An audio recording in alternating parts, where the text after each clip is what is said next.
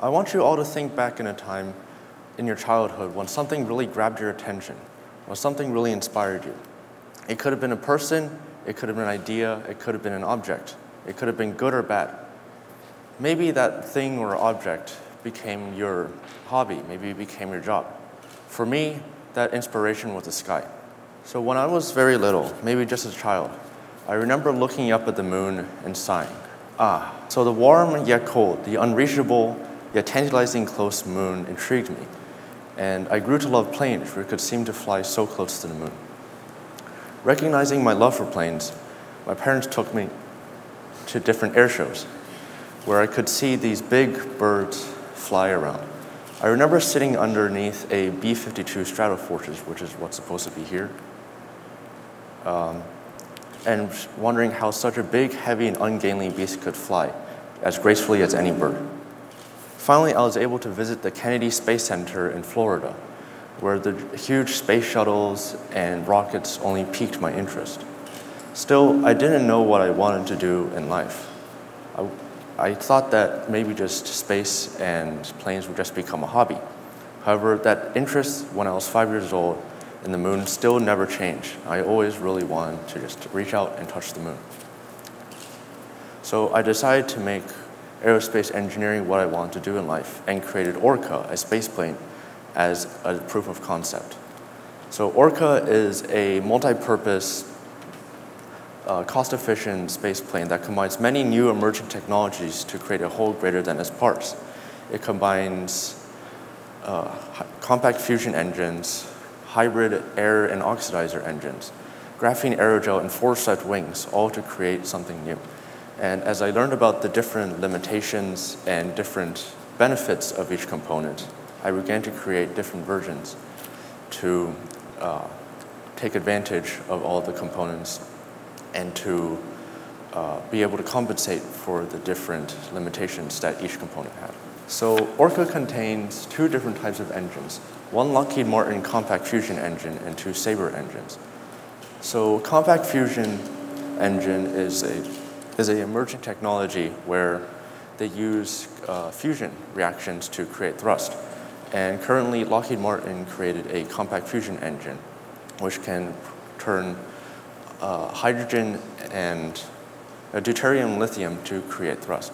However, in its patent, there's only been a little bit of information released, and the closest we have is a picture of an F-16 Fighting Falcon that has the compact fusion inside, so we can infer some important information about thrust and weight. The compact fusion engine's benefits is that it provides a lot of delta V, or change in velocity, for relatively little fuel. However, one problem with compact fusion is that it generally doesn't provide that much acceleration, which is important during the ascent and orbit circularization.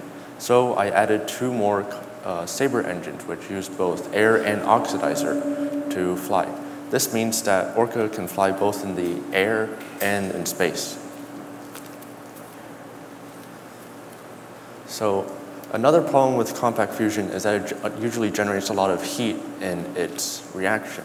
So I added two radiators, which is supposed to be in the picture, two on the top and two on the bottom, which would help dissipate heat and are retractable during atmospheric flight.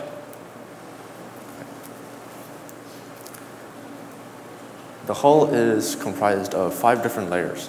The first layer is a layer of ceramic tiles to dissipate any heat during re-entry. The second layer is a layer of aluminum alloy, which would serve as the mainframe of the aircraft.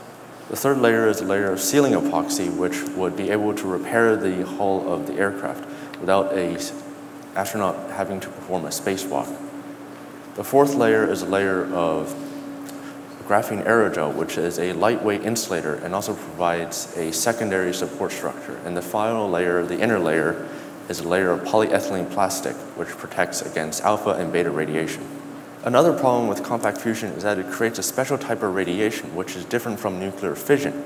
Nuclear fission creates alpha, beta, and gamma radiation, whereas nuclear fusion creates something called neutron radiation, which is harmful to both humans and to materials. So in a process known as neutron embrittlement, neutrons embed themselves into material and cause it to change properties or to embrittle, which will make an aircraft unflyable.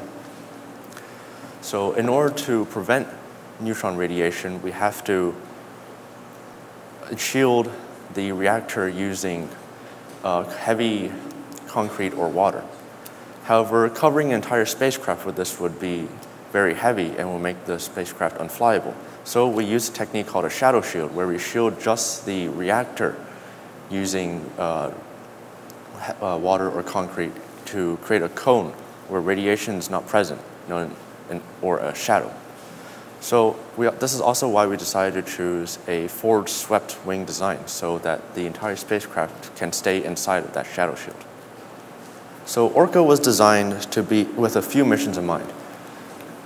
As an interplanetary transport that could travel the globe in hours, as a cheap and efficient shuttle to the moon, or as an interplanetary exploration vehicle. The fusion engine, along with the unique hull and design, all make this possible.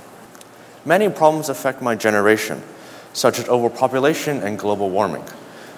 Ideas to colonize other planets and to bail on ours are discussed, but I feel that we only have one Earth, and it is best to fix our mistakes before trying to move on. So my solution is Orca. From inter-Earth travel to interplanetary transport, Orca is designed to help humans take a good look back at Earth and to look forward into the future. Orca can swap out parts for multiple different missions.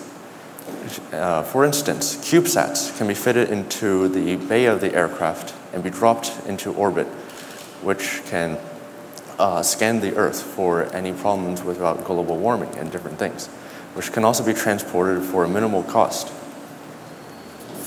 However, that's only one facet of the problem. Many other solutions, ranging from new energy sources on Earth to different ways of interplanetary travel, are needed. We should be able to pass a better Earth to our sons and daughters and be proud of what we have accomplished. I may never set foot on the moon or Mars. I may never leave the Earth. I may never even just touch something from a different planet or from space. But if my project can help humanity overcome its greatest dilemma and to inspire a new generation, then my job is done. Thank you.